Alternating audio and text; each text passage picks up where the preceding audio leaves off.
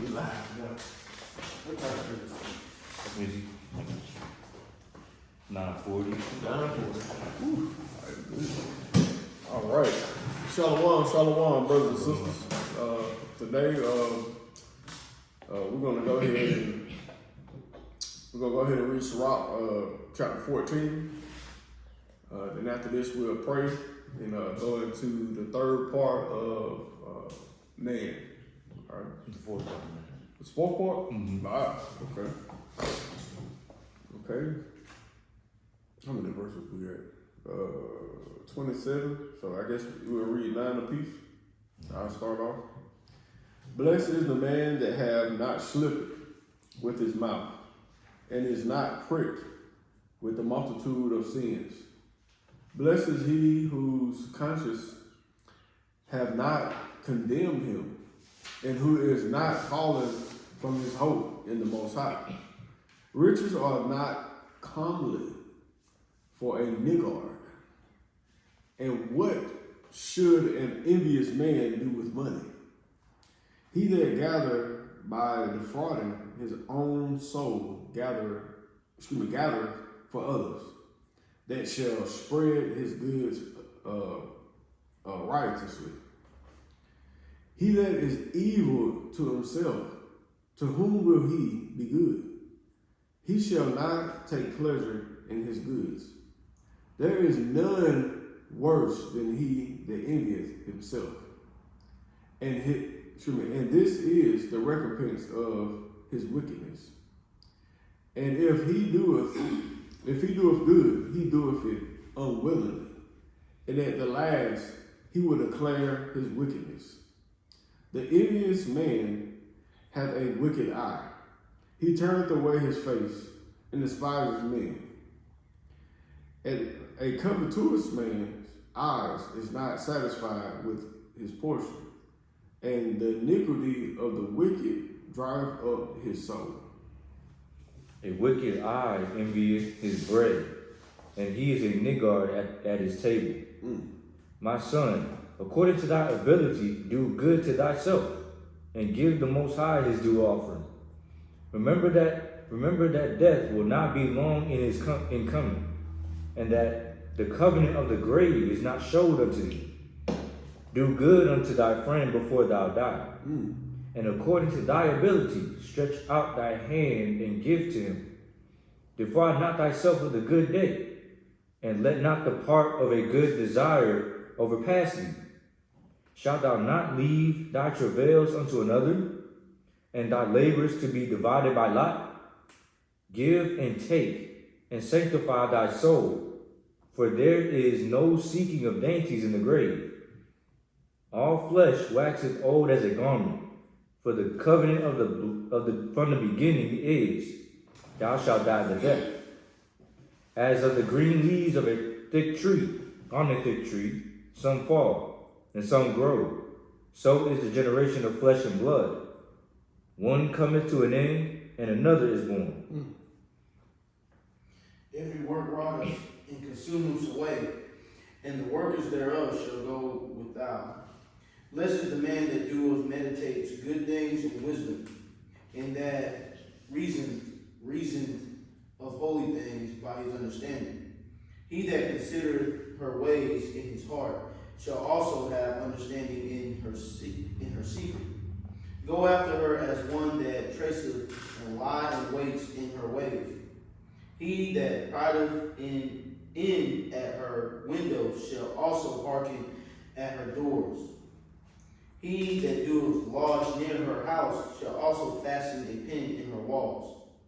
He shall pitch his tent nigh unto her, and shall lodge in a lodging where good things are. He shall set his children under her shelter, and shall lodge under her branches. By her he shall be covered from heat, in her glory shall he dwell. Well, this was good to read on the fourth part, but I should have put this in a lesson. Should put this in a lesson when it came to a brother's mind state, his mindset. far as being a nigga, or but if you get the time, if you actually get to watch this video, that'll be something that you can go back and study through the week. This is we're going into week 15, but it's still good to go back and check out that chapter. Let's go ahead and pray, y'all. Sisters, if your heads are not uncovered, please cover them. Brothers, if your heads are covered, please uncover your head. Ahaya, we thank you again for another Sabbath. I just thank you for allowing us to get here to week 14. Ahaya, I just thank you for all things that you have given to us, the things that you allow to minister to us, to help us through the day, through the week. Ahaya, we thank you for your word. Thank you for the Holy Spirit. Thank you for the righteous powers and your son, Yeshua. Amen. Mm-hmm. All right, so today is the fourth part of man, so we'll be going to man's fourth priority, which is his family, friends, and his nation. If you would go to Sirach, chapter 3, verse 1. All right, going into how we're supposed to deal with our father and our mother. All right. Sirach chapter 3, verses 1 through 16. Book of Sirach, chapter 3, verse 1. Hear me, your father, O children, and do thereafter, that ye may be safe. Read that one more time. Hear me, your father, O children, and do thereafter, that ye may be safe. That ye may be safe. All right, this is gonna keep you alive. All right, we done heard many precepts on, if you honor your mother, if to your father and your mother, it will add to your days, right? Okay. Verse 2. For the Most High hath given the father honor over the children, and hath confirmed the authority of the mother over the sons. Whoso honoreth his father maketh an atonement for his sins. Read that again. Whoso honoreth his father maketh an atonement for his sins. Read that one more time. Whoso honoreth his father maketh an atonement for his sins. Go ahead. And he that honoreth his mother is one that layeth up treasure. He that honoreth his mother is one that layeth up treasure. All right, and if you honor your father, you make an atonement for sins. So this is a good thing to do, and a lot of people today, they don't honor their mother or their father, and do not get it twisted, because we they understand the truth. Like when we correct our parents, they say that we're disrespecting them, we're not honoring them. That's not true. Like we have to let people know when they offend us, and telling somebody that they have made an offense is not disrespectful. That's not. It was during their generation. If they said something to their parents, it would be a consequence for them. But that's why we have not been able to move forward as a nation, or and that's one of the reasons why we haven't been able to build strong families, because everybody try to run from rebuke and correction. All right, go ahead. Verse 5. But honor your mother and your father. Go ahead. Whoso honoreth his father shall have joy of his own children. And when he maketh his prayer, he shall be heard. So if you honor your father, you'll have joy of your own children, and your prayers shall be heard. All right, go ahead. He that honoreth his father shall have a long life, and he that is obedient unto the Most High shall be a comfort to his mother. So if you're obedient to the Most High, you shall be a comfort to your mother.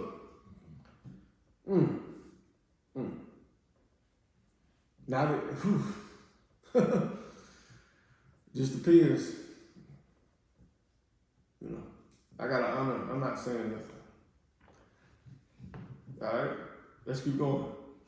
Verse 7. He that feareth the Most High will honor his father, and will do service unto his parents as to his masters. Say what? He that feareth the Most High will honor his father, and will do service unto his parents as to his masters. See, we're supposed to do service unto our parents as our masters. Ain't nowhere in the world, like I'm gonna tell Mike here,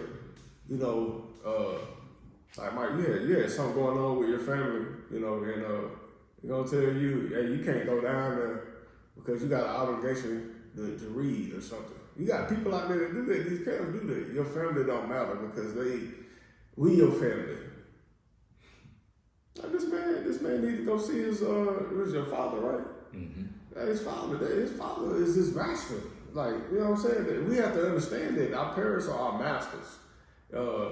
And we need to make our children understand that too, that we rule over them. Like, we're not friends, we can't compromise. Ain't no compromise here. Ain't no middle ground. It's what the Most High say, and I'm gonna apply that in my home. And if you don't like that, then hey, there's the door. But we supposed to service our parents as our masters. If they need us to do something, you do it. If it's within your will, you need to do it. If you have the power to do it, do it.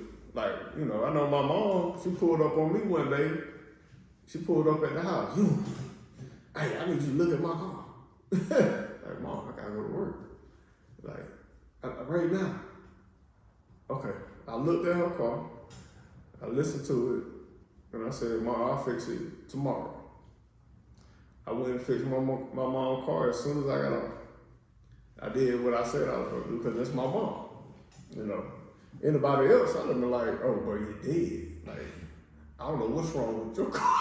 I'm not even finna look at it. I'll let you, Now, I would have looked, but I was like, I ain't looking at it right now. But my mom, I have a debt to my mom. She carried me for 9 months, right? She clothed me. She did the best she could with the understanding she had to raise me. So, same thing for my dad. So, go ahead. Verse 8. Honor thy father and mother, both in word and deed, that a blessing may come upon thee from them. Read that again. Honor thy father and mother, both in word and deed. In word and deed. You cannot talk bad about your mama and your father. And as much as possible, you should never utter anything out your mouth bad about them. You should try to make it good. Things are gonna happen, but at the same time, you can't broadcast all of your business to just the world. Like, you see people go on Dr. Phil, or you'll see rappers, or you'll see athletes, and they just bash their parents. Like, my daddy this, my daddy that. I'm not going on TV talking about my daddy. Man, no. Because my daddy is who I am. That's my legacy. So I'm not going to go on TV and talk about nothing bad about my daddy. It's over. Now, if I have people that I talk to, if something, I have an issue, you got to vent to somebody. But I ain't venting to everybody. You can't do that, because when you go out there and you talk about your father and your mother, like, people will be like, oh, that's where you come from.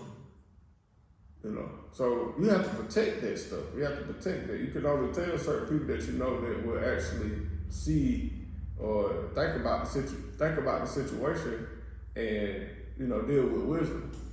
Because some people will hear that and they'll be like, well, you come from this type of past, and I can use that against you.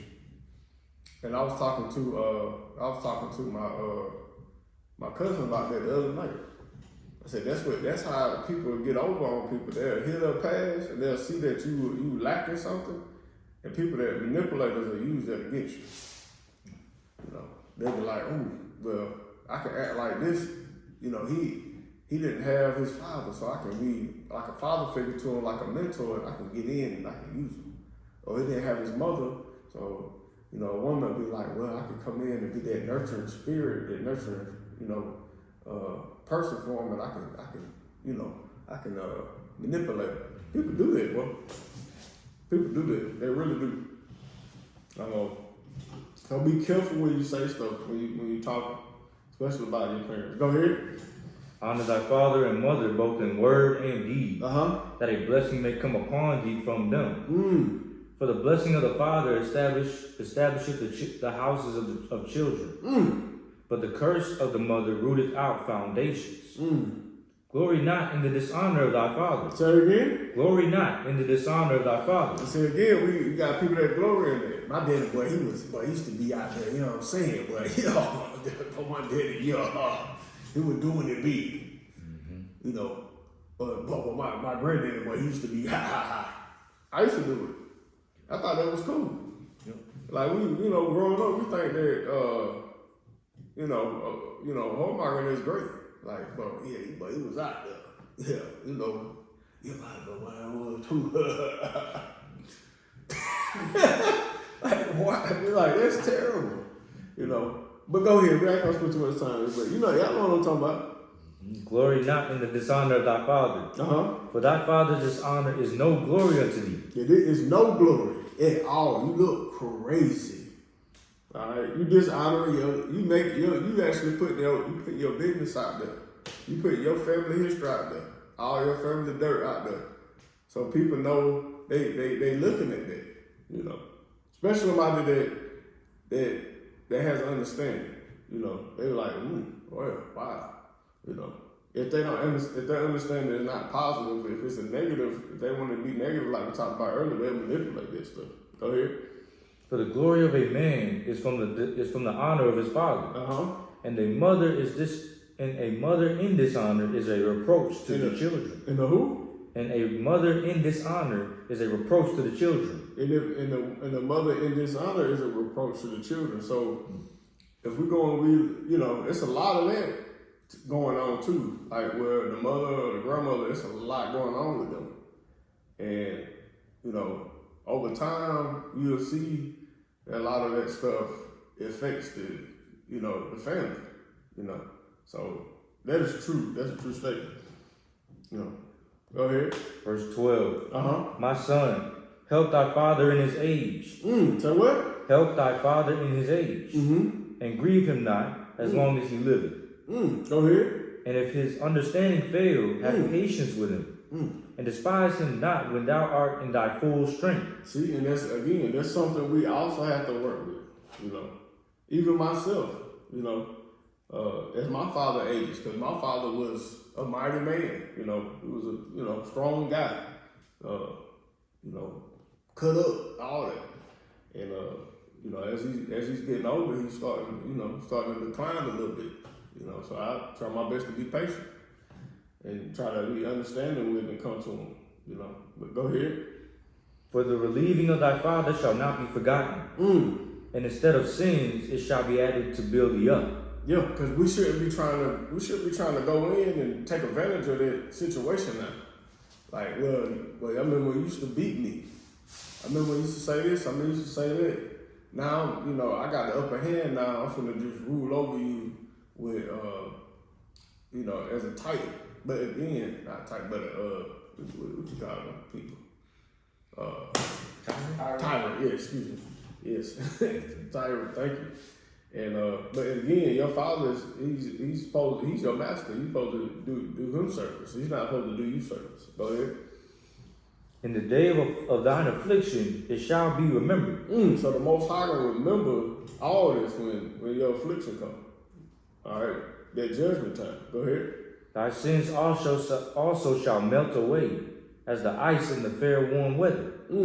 He that forsaketh his father is a blasphemer. Say it again. He that forsaketh his father is a blasphemer. Is a blasphemer. But how can you do that? You can't do that. No matter what happens, you still got to give your father a chance. All right, because we're going up, like, when these scriptures was wrote right here, I don't know how things were going on in Israel at that time, but it couldn't have been as bad as it is right now. It could have been about the same. But stuff that we, some of us be going through as children with either mothers or fathers, like it really tarnishes you. But you gotta remember, but they was young too. They was trying to live through the woes of this world back then. And some of us, our parents are different ages, But my parents, they was growing up in the crack era, they were growing up in all that type of stuff. And they had to navigate through that stuff. It was rough, I just thank the Most High that my parents didn't get on crack. Whew. Boy, I'm glad, boy. Man, boy, I'm telling you how it be. Cause that's a whole nother mama right there, boy. I done seen people with their mama on this stuff. But can't help them. Whew, that's crazy. I'm gonna keep going though. He that forsaketh his father is a blasphemer. He that forsaketh his father is a blasphemer. And he that angereth his mother is cursed of a height. So if you anger your mother, then you cursed of a height. Now we ain't talking about righteousness now. We were talking about earlier. Mm-hmm. Like if you telling rebuking, righteously, that's different. But you got people out here that run up in their mama house, cussing them out and all that, talking about I need money. Like, I need money right now. I can't pay my bills. Like, I need your car. Give me your key. You know what I'm talking about? These 65 men out here, these monsters, but the mother created those monsters. I got plenty of stories. I want to tell you, I'm gonna say one. No, I can't say that. I can't talk about that, man. I ain't doing it. Cause I seen it. I seen it in my family. I seen it. It's hard to deal with, man. You see it too. Yeah. We're at 16.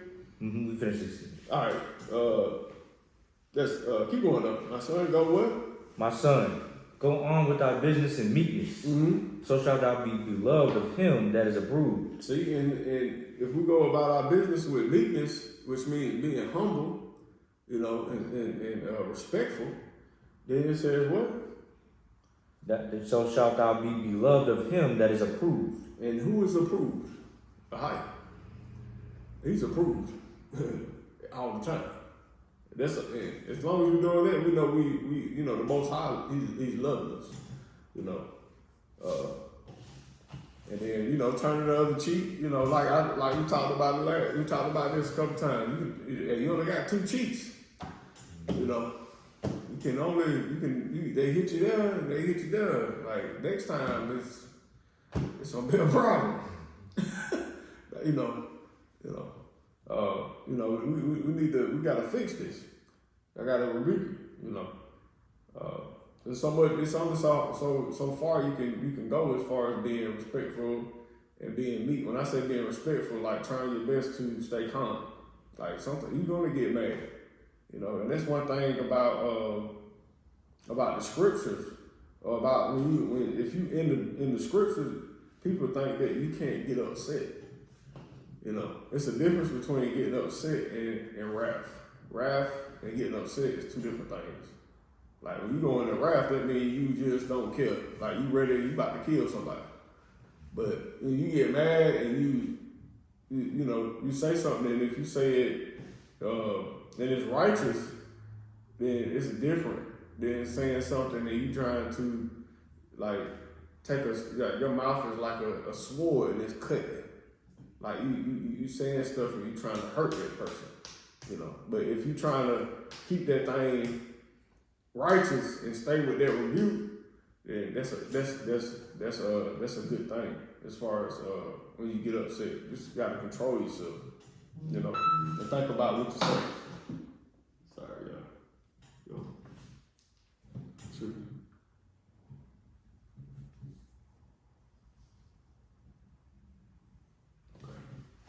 All right, y'all forgive me. All right, let's go to Sirach chapter 7, verse 27.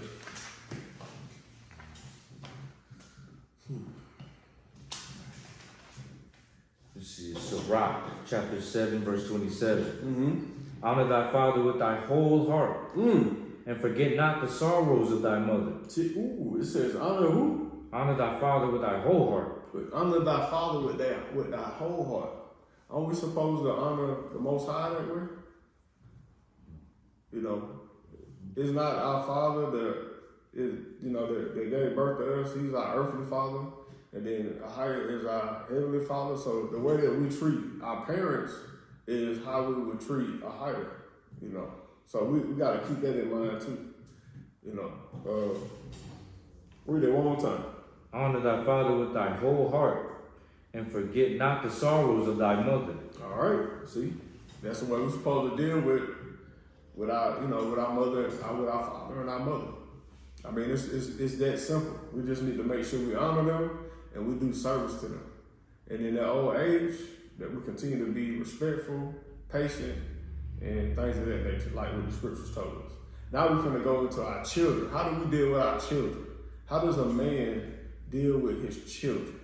All right, let's go to Proverbs 3 and 11. Hopefully we won't get banned from YouTube for this.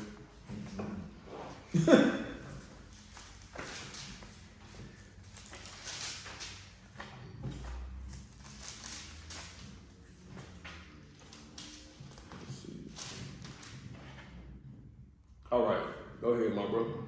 Proverbs chapter 3, verse 11. My son, despise not the chastening of the Most High, not to be weary of his correction. See, we're not supposed to despise the chastening of the Most High. Correction. All right, go ahead. For whom the Most High loveth, he correcteth. See, but who the Most High loveth, he correcteth. Go ahead. Even as a father the son in whom he delighteth. See, and if you love your child, you will whoop that butt. You're corrected. Every time you're dealing with your child, you don't have to whoop them. You can talk to them. If they understand the rebuke, then you move on. And then you go to a whoop. Like with my girls, you know, I try to talk to them and I give them strikes. You know, hey, look, okay, I told you this. All right, if we circle back around, you're gonna feel some physical correction. Hey, you're gonna feel some physical correction. This is like when I was little, I didn't have no toys, you know, at my daddy's house, you know, because I was at my grandma's house, and I would be in there playing with my older cousin toys, this girl. And he told me like 3 times, hey boy, quit playing with that dollhouse. Like, man, I ain't got no, you know, in my mind, I ain't got no toys, I want to play with something. But he gave me up. I ain't touch this no more. I ain't touch none of it. Can't touch this. Oh my God. That the woman, wow. He was wearing my butt out. Yeah. So, you know, but my father, man, he didn't want me to be, you know what I'm saying? He didn't want me to be that way. He didn't want to play with it. Kind of how you are with Noah. If it's a little touch, it's, hey, boy, chill, man. You know, like I got my ears pierced. I said I got it pierced on the right side, not the gay side. Because it was a left and a right when I was young. I thought the left side was the straight side. Yeah, the left side. Yeah, the left side. I had mine the left side. Yeah, this one. I think so. Let's see. Yeah, it was in this one. Yeah. yeah. But you know what I'm talking about, though, right? Yeah, I remember that back in the day, man. But I said, then I had it in the right ear. You know, when I was saying right, you know, like the right one. You know, I said, I'm not gay. He said, don't matter. You ain't supposed to have no earrings. And every time I came on, I had to take it out. You know, and he see me with 2. He was looking like, and I was a grown man. It was bad, but I had to pull out the scriptures on him. I said, the Israelite men had earrings. I said, I ain't doing that wrong with that. I ain't like that. I'm not waving. You know, I ain't waving. You know, but they don't play that, boy. But yeah, yeah. But if you read 11 again. Mm-hmm. My son, despise not the chastening of the Most High, neither be weary of his correction. Neither be weary of his correction. Go ahead. For whom the Most High loveth, he correcteth. See, if the Most High loveth you, he correct you. So you will what? Even the Father, the Son, in whom he delighted. All right, so we're supposed to do the same thing the Most High do. We ain't supposed to go around here and sit back and let our wives correct everything. That's not their position. Their position is to be the comforter. We're supposed to put down the law in that house. We're supposed to let them know, hey, this ain't, we can't do this. Like, I ain't gonna let my daughter walk through the house or go out the house and be like, hey, you know, baby, why don't you say something to her? You know, it look like she got makeup on, you know. Nah, like, girl, what you doing? I'm saying, there's no way. Hey, boy, nah. You gotta go upstairs. I feel like a prisoner in here. That's what you are. Hey, you gonna be a prisoner because you on punishment. I'm trying to walk out here like that. But what the world? Boy, they gonna hate me. They better. I tell them now, hey, you listen to me, you will enjoy your life. If you don't, you're gonna have a terrible childhood. Cause I'm not budging. I just need you to do what your mama asked you to do and what I asked you to do. That's all. And I ain't too much. You know, correction is coming. All right. Let's go to Proverbs 22:6.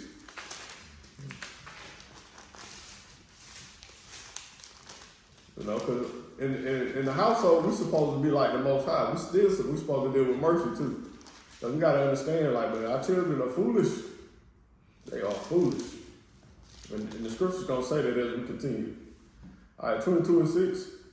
Proverbs 22:6. Go ahead, my brother. Train up a child in the way that he should go. Train up who? A child in the way that he should go. See, we're supposed to train them, so that means we got to invest time with them. You know what I'm saying? Like, you'll see a father out there, he'll train his son how to play basketball, but he won't train his son in the ways of being a man or how he's supposed to be righteous. Or he'll train his son, he'll have him out there running track, doing cone drills. Like, that's going to make him a better man. But then you don't even talk to him about being a man. You don't even have conversations with him, all right? Train him up to what? Train up a child in the way he should go. And when he is old, he will not depart from it. And he will not depart from it. That is true. That is true. Because all the values that my father told me, I kept those.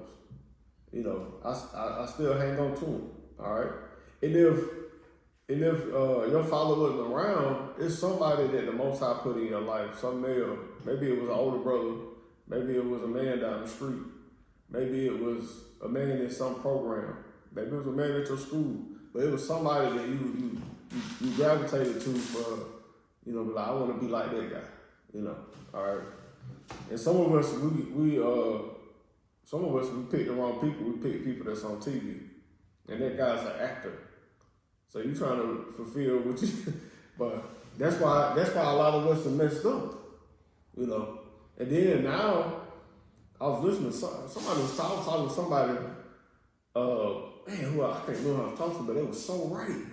It was like the children now we looked up to Tupac and we looked up to older people that was on TV. Now they on TikTok and they on social media and they're looking at people their age, they're looking up to them, 12 years old. At least we was looking at men, they're looking up to people their age.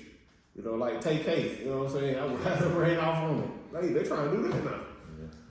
It's crazy, Go ahead, bro. Train up a child in the way he should go. And when he is old, he will not depart from it. Go to 15, bro. Go to 15. Foolishness is bound in the heart of a child. You see this? Foolishness is what? Bound in the heart of a child. Foolishness is bound in the heart of a child. Go ahead. But the rod of correction shall drive it far from him. So if you love your children, you will get that rod and drive that foolishness out of them. All right. So if a child come to me, if I have a child, one of my daughters come to me and say, I feel like I'm a Like in the movie, What is a Woman? The documentary. Come to me and feel like, you know, hey, I don't know if my gender is my gender. Well, it's gonna get silent. And then you're gonna hear that clean. And then you're gonna hear that whooping whoop. I'm gonna do what, Mike? Read 15? Yeah, but the rod, foolishness is bound in the heart of a child. It is. But the rod of correction shall drive it far from him. That's right, I'm gonna drive it far from. You won't come to me talking like that. You better hold that for somebody else at school. But when you come home, hey, but you might have to get out of there. You gonna stay with that teacher then. That teacher wanna go ahead. You can't be here with it. If I can't have control of my child, I don't need to raise it. You need to raise it. Bye. You know what I'm saying? Like the stuff we were seeing in that movie, in that documentary, they was doing. That's just far from the point. But they were like in Canada, bro. If your child want to do something at the age of like 4 or 5, want to have a change, ain't nothing you can do about it. They don't got the parents' consent. Yeah, and then the court will hold you in contempt. They'll say if you don't agree with it, that's like abusing your child. Like you beating your child. You know, what do you call it? Child abuse. So you get locked up. That's demonic. It is. It is. Yeah. You know. But where we at? Go to 23. Proverbs 23 and 13. 23 and 13. Withhold not correction from the child. Read that again. Withhold not correction from the child. So we cannot withhold correction from our child. You know, some people be like, hey man, once you let up, like you being too mean. No. Like every time something happens, you need to say something.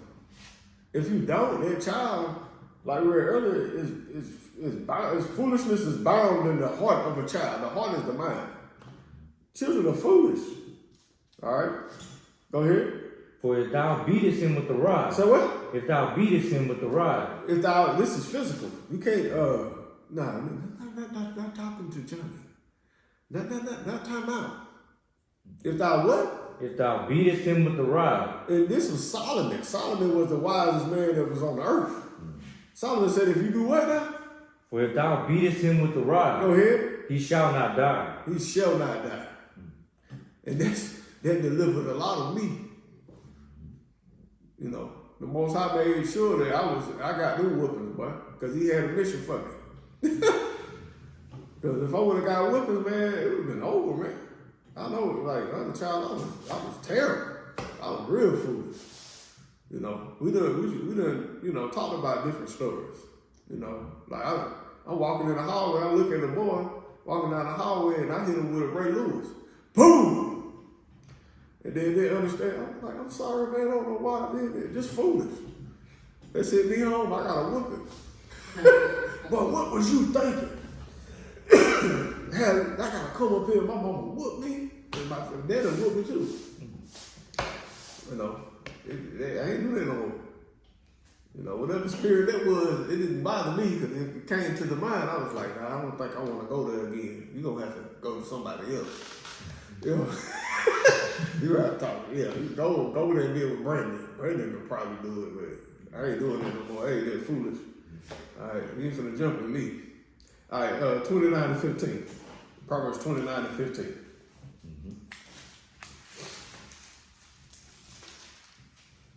A lot of Proverbs. Book of Proverbs, chapter 29, verse 15. Go ahead. The rod and reproof give wisdom. The who? The rod and reproof give wisdom. So the rod and reproof give wisdom. So if you whooping, you also have to talk. You have to let the child know what they did wrong. You know, a lot of people will tell you, especially our not our children, but our parents, they'll say, I just got a whooping, I didn't even know what I did. You know what I'm saying? I just got beat. Because most of the time they weren't doing nothing. They were just being a child, or they were getting whoopings for just being a child. They weren't really doing nothing wrong. But, you know, maybe they were, but they didn't never tell them, hey, this is why I'm whooping you. Like, I see you knock that. You done knock that. You had. I told you. Well, now like sometimes I do this, and I have to correct myself. Like the girls will do something. Maybe they'll take the can and they'll go in the living room, and I haven't established their rule that they can't go in the living room. But I be like, you come in here again, I'm gonna whoop you. I thought I told you. I ain't tell them that. I ain't tell them that. But most people, they'll see a child with a can in the living room, they don't even know they're doing bad. They get jacked up. They get a whooping. They're like, what I do? Like, I'm trying to figure out what I did. I got a whooping in the past and still don't know what I did. I don't know. Maybe let me take that back. But my mama, I was little. I'll never forget this. I had took a shower, took a bath, got out the bathtub. I walked in the room, so I knew something was off. My mama was creeping too much. So I put my drawers on in the bathroom. I usually didn't do that. I'll never forget this. But she came in the room and she pulled a switch out, like out the back of her shirt like a minstrel. I said, what the? You pulled that switch out, bro. I said, oh! And I don't know what I did, man. I still to this day, I don't know what I did. But that day, that day, I'll never forget that day, sis. Mike, I was so bad. I was bad. I could have been compared to the depths of hell that day. I did all type of stuff that day. She must have found out I did something. Because I was doing everything. I was breaking bottles. I was taking big 40 ounces, throwing them on apartment buildings, doing all type of stuff. I was wilding that day. But I got that whooping in it. It was a mystery. I'm like, how did she know this? What did she didn't say nothing, she just whooped me. So I don't know what it was, bro. To this day, I can't ask my mom because she don't remember. Somebody probably caught you and told you. They had to, but she never said nothing. I just got a whooping, and it was a mystery. Yeah, she got that huge, put that switch out. Boy, it was like a movie in there. I was like, oh. That's like, she been watching too much Ninja Turtles with me. But hey, boy, that don't scare me, boy. All right, we're ready. Oh, man. 15. The rod and reproof give wisdom, but a child left to himself bringeth his mother to shame. See, a child left to himself bringeth his mother to shame, because if you just leave a child by themselves and you don't reprove or correct them, what they gonna lead you to shame. Just like today, you got a lot of mothers that are single parents. What do? They get their child a tablet, they get their child a game, and they over them. And most of the time, those children they don't even deal well in society, let alone with their parents or their single mother. They talk to her any type of way. All right, so we can't leave the child alone. We gotta make sure that we're correcting that child. All right, go to Sirach real quick. Sirach, chapter, go to Sirach chapter 29, verse 15.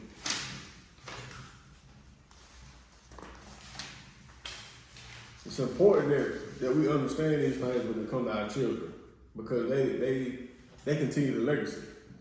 All right, Sirach 29 and 15. Book of Sirach, chapter 29, verse 15. Forget not the friendship of thy surety, for he hath given his life for thee. Oh, I done wrote down the wrong scripture, man. Yeah, that's not the right scripture. I don't know what I had right here. I can't even remember. Forgive me, y'all. Jump to Sirach 16 verses 1 through 4. It would have been nice if I would have known that scripture was, because I know that's real potent. It's in Sirach. I can't remember what I had. I have to go back and look that up. All right, Sirach 16 verses 1 through 4. Desire not a multitude of unprofitable children. All right, so the scriptures is telling us desire what? Desire not a multitude of unprofitable children. Neither delight in ungodly sons. See, and we're not supposed to delight in ungodly sons. All right, and our parents, you'll see parents on TV, that ain't my son. I didn't raise him like that. Yes, you did. But he was a good boy. But he done murdered about 5 people. You know what I'm saying? He done all this stuff, and you up here talking about he a good boy. That boy not good. That boy bad. That's a bad seed. Let him be that. I'll be on, if I had a son and he does well, I'm like, look, he needs to go to jail. And like, that's all you got to say? Yes. He needs to what? He needs to go to jail. He is a nigga. I know I didn't raise him to be that way. He is straight dishonoring my family. So send him on to Big Brother. Who is Big Brother, sir? Esau. That's where he need to be. He don't want to listen to what I say. That's who get him.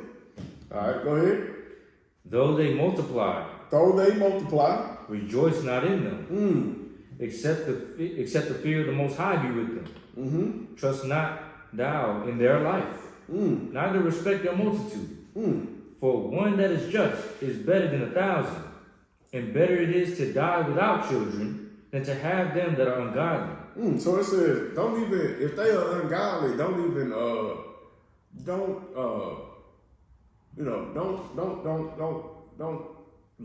not support the unrighteousness. Like this scripture right here is, this is good. Especially for what we call the hood. You know, people that they embrace their son if they're out there selling dope. And they're making money and they bringing it back. But I know my son don't do what I know it's bad. But look at me. I got on the Gucci, I got on the Fenty, I got a 2012 M3 out there. He bought me last year. I can't say that to him. I love my boy. He take care of me. But one of your homegirls from back in the day over there is on crack because of your son. And probably your nephew. Not your nephew, but your cousin. And he don't care. He's trying to get his money. You need to tell him he's wrong. You shouldn't take his money. But go ahead. For by one that hath understanding shall the city be replenished. But the kindred of the wicked shall speedily become desolate. So the kindred of the wicked shall speedily become desolate. And that's true. Like most people that be dealing with wickedness and they get their money unjustly, and they are offspring of somebody. Eventually, you'll see their offspring are just as worse as that son. If that makes sense. So their children are terrible. Their grandchildren are terrible. I mean, terrible. All right, because that's a wicked seed, and a wicked seed gonna produce more what? Wicked fruit. Because you didn't do what? You didn't correct that child. We got a lot of parents out here creating monsters because they want to be friends with their children. Or they just living their best life and they don't have time for their child. So that child doing the same thing. Go ahead. Verse 5.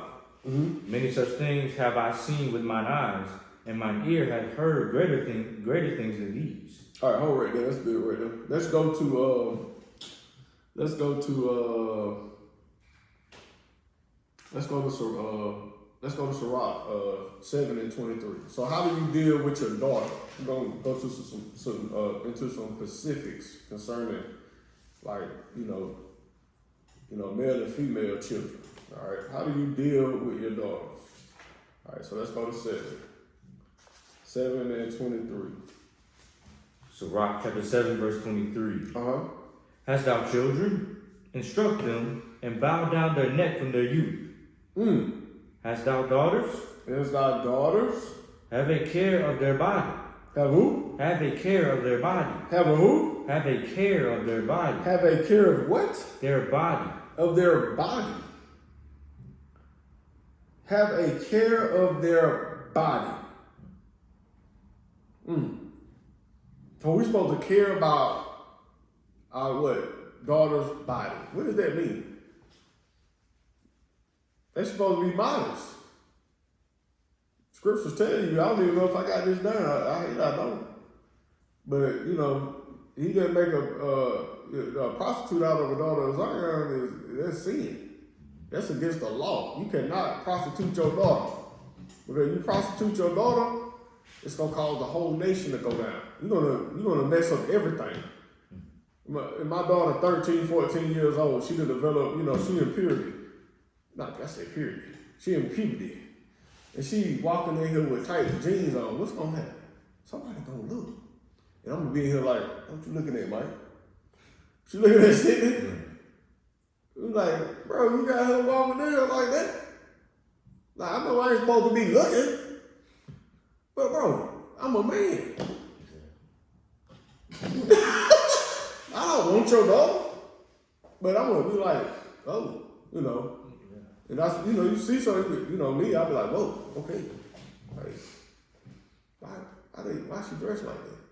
Like, that's not good, But that's not, you can't do that because that causes problems. And then you got men, they'll go out with their daughters in public and everybody looking at them and they about to fight.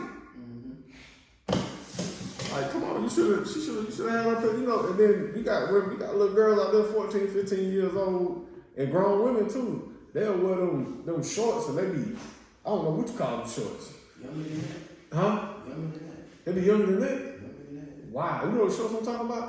Yeah, They be like, I don't know what you call them shorts. They be cuffed and all. Like, that stuff look terrible.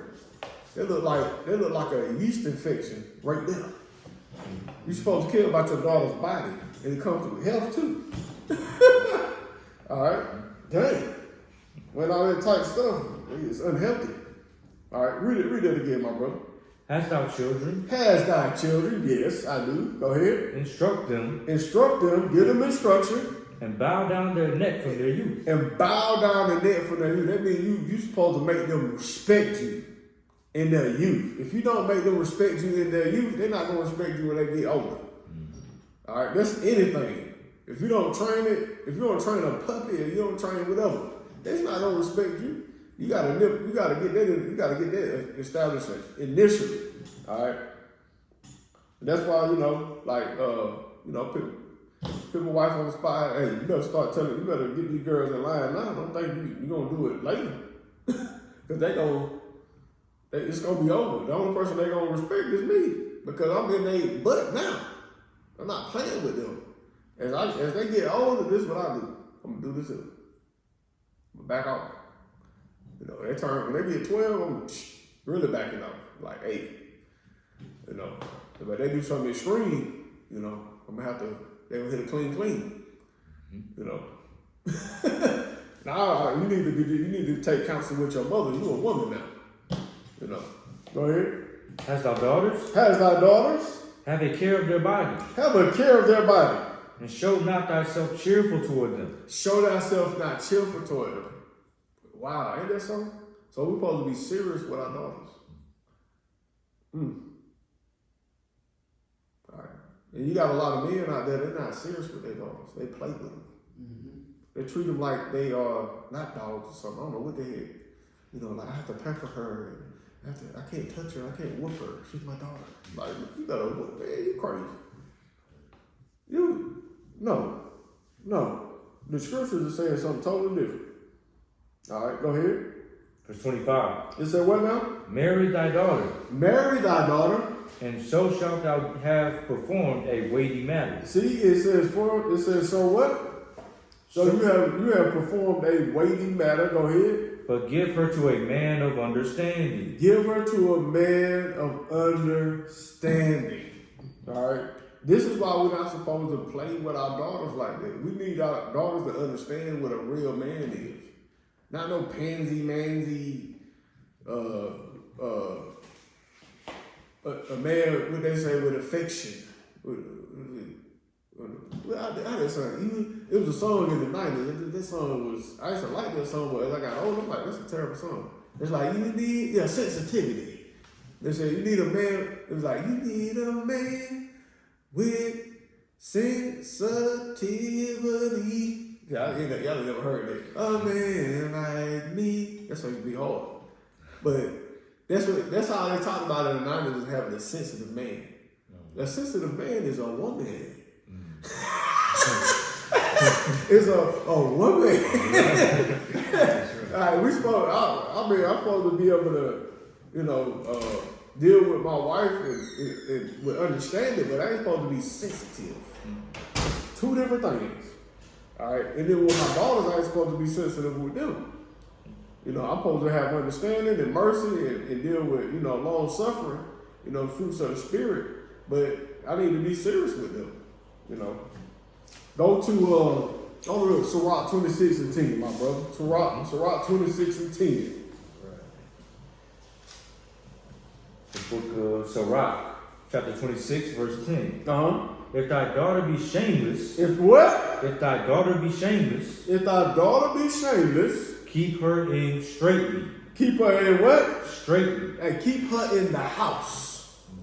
If your daughter ain't, if she 4 years old, 5 years old, 6, 7, 8, 9, 10, and you see that she hot, you better keep her in the house. Don't try it. Don't try it out and see what's gonna happen.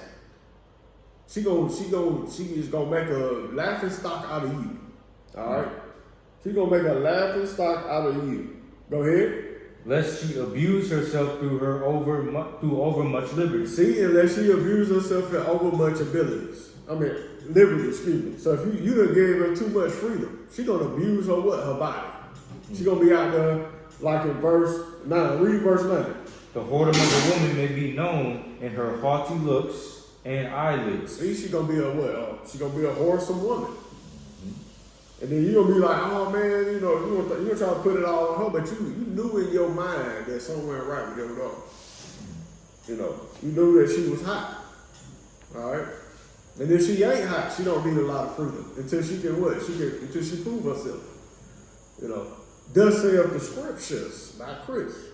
All right. Go to Sirach 42 and 10.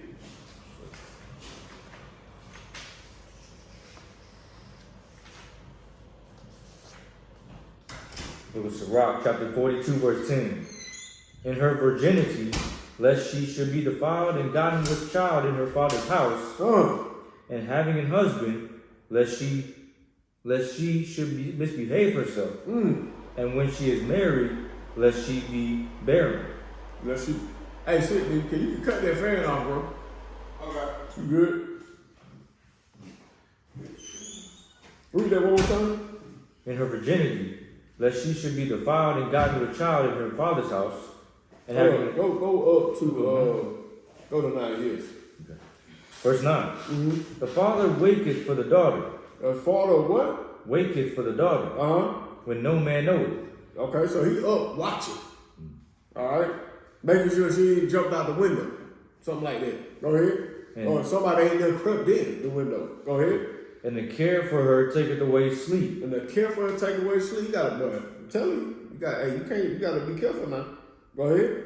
When she is young, lest she pass away the flower of her age. See, unless she passed away the flower of her age, the flower of her age is her what? Her purity. Her virginity. All right. We have to be careful. We have to always keep an eye on them, on our daughters, because men and boys are out here, and it's terrible right now. It's real terrible. Somebody will take your daughter. All right, they will take it. All right, go ahead. And being married, lest she should be hated. Unless who? And being married, lest she should be hated. And being married, that means joined to a man before the marriage. All right, and she will be hated. Go ahead. In her virginity, lest she should be defiled. Unless she be defiled, go ahead. And God with child in her father's house. And God with child, because that's what's going to happen. You're going to be taking care of somebody else's child in your house. If you don't keep tabs on your daughter, men, not the woman, but men. All right, the father. That's our duty, is to protect our daughter, not the mother. All right, go ahead. And having a husband. And who? And having a husband. How you got a husband and you staying in my house? Go ahead. lest she should misbehave herself. See, she's gonna she's gonna defile herself in your house. All right. Period. You can't let nobody come in that house with the door open. You can't let nobody come in that house and definitely shut that door. No. Tell me. Go ahead. And when she is married, lest she should be barren. Keep a sure watch over a shameless daughter. Keep a what? Keep a sure watch over a shameless daughter. Keep a sure watch over a shameless daughter, a daughter that do not care. She don't care. She has she doesn't reverence the things of the Most High. Even though you taught her that, she's just going away from it. But she's still under your watch. She's still under your watch. All right? And in America, she under your watch until she's 18. When she turn 18, hey, that's the dope. You shameful, you want to do all that, you got to get out my house. Period. Go ahead. Lest she make thee a laughing stock to thine enemies. Now see, that's the thing. She'll make you a laughing stock to your enemies. Edom gonna be out. Oh, that's your daughter? Y'all know your daughter. She was at an orgy. Y'all know what an orgy is? Y'all know what it is. That's separate subject.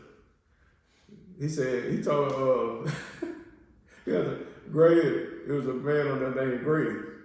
And he was looking after the house for Fred Suffer, his son Lamont. And Lamont was he said, I'm bringing over some women, and we're gonna, me and such, we're gonna have 2 women come on. He said, there will be no orgies according to him. Instead of saying orgy, he said orgies. But yeah, you know, stuff like that be going on. Like, you don't know where your daughter is. She could be up in Shannon Cliff somewhere. You know what I'm saying? A part of some freak show. You know. And then, like, we see situations where women be coming up missing. Why? They dealing with stuff they ain't got no business. They getting paid, and then they become a laughing stock to you and your family. All right, go ahead, because then you find out everybody find out what they were really doing. You know, it's not a mystery anymore, and it puts a shame on your family. Go ahead. Keep a sure watch over a shameless daughter. Lest she make thee a laughing stock to thine enemies. Go ahead. And a byword in the city. And a byword, and she will become a byword. They gonna call her a what? But your daughter is a hoe. Yeah. All that type of stuff. Go ahead.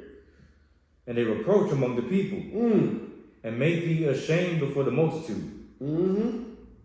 And it's crazy, like, your son could be terrible, but if your daughter just do one thing, it'll defy the whole family. And sisters, and young sisters watching this, y'all are very important. When you born with 100% value. All right, and when you go out here and you do these things, it brings your value down. And it make your family look bad. It make your family look terrible. Your father is up at night. Your father can't understand why he don't understand how his little baby daughter has become this wholesome woman. All right. And why did she choose to go that route? And in some ways, it's not always the daughter's fault. It's the father's fault, because the father is not doing what the scriptures say. He's not keeping them. He's not watching her. He's not keeping a close eye on her. He letting the mama do that. And then you wonder why your daughter like that. It's because you didn't step in, you ain't keeping your position. All right, we cannot allow them to be isolated with their mother. It's our duty to make sure that we protect our daughters. All right, go ahead. Verse 12. Verse 12. Behold not everybody's beauty, and sit not in the midst of women. All right, so we don't went too far. All right, so Sirach, we done read Sirach 42, 10 through 11. Now let's go to Sirach 30, verses 1 through 13. All right, now we're going to read about the son. Right, this is how we're supposed to deal with our son. All right, with our daughter, we want to make sure our daughter keeps her purity until she's married, All right, and we don't want her to be a laughing stock. We don't want her to become a whore. And then with our sons, we're just gonna see how we're supposed to deal with our sons and what we want for our sons. Sirach chapter 30, verse 1. Uh-huh. He that loveth his son causeth him off to feel the rod. Say that again. He that loveth his son causeth him off to feel the rod. Ain't that right, Sidney? Hey, I know that's right. My daddy was whooping me. Thank you. All right. He that loves, see, and most women will be like, well, what they gonna say about the son? We beat the brakes off the son. All right, we beat the brakes off of him. All right, go ahead. That he may have joy of him in the end. See, we whoop that butt so we can enjoy him in the end. All right, all that whooping, you know, it matters because your sons, you know, Sidney's sons, when he tells them to do something, they sit down, sit in the building like, no, not today. He says something like that. Oh no, I don't think so. Remember, tripped me out like we was at the house and they was trying to get him to do something. Oh no, not today.